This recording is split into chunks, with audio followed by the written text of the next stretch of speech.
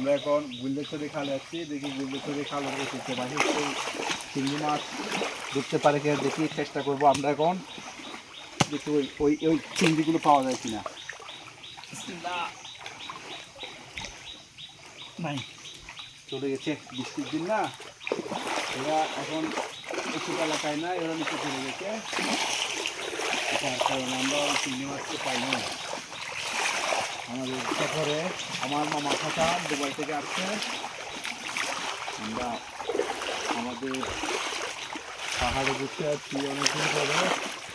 ওই যে এটাকে বলা হয় ঝর্ণার পাহাড়, যে পেয়ারা বাগান, কলা বাগান ইত্যাদি ইত্যাদি, কাঁঠাল বাগান, লিচু বাগান সব আমাদের এই অঞ্চলের পাহাড়ে আছে। আপনাদের যাদের ইচ্ছুক ঘুরতে আসতে তারা বাদামতল কাঞ্চননগর রেল স্টেশন থেকে সরাসরি আমাদের আমতলে আসেন, সেখান থেকে হেঁটে পায়ে হেঁটে আমাদের গুলদেশ্বরী ভ্রমণ করে যান। দেখেন কি সুন্দর একটা পর্যটক কেন্দ্র, এটা কত সুন্দর ঝর্ণার পানি পাহাড়ের পায়ে নামতেছে, গুলদেশ্বরী খাল দিয়ে প্রবাহিত হইতেছে। মামা আপনি কিছু বলেন না, মামা কি পেয়ারা খাচ্ছে নাকি? ওই জায়গা তো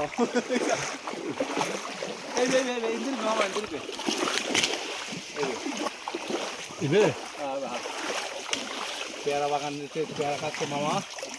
উপরে আরেকটা আছে, ওই ওই তো উপরে জানোয়ার।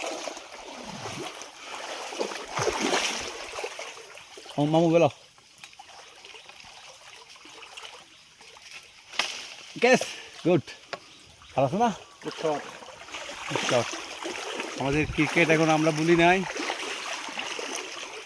আমাদের ক্রিকেট আমাদের সাথে এখনো আসলে তো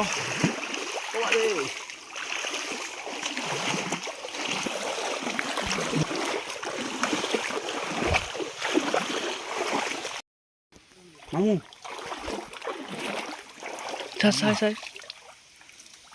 হালাইছে।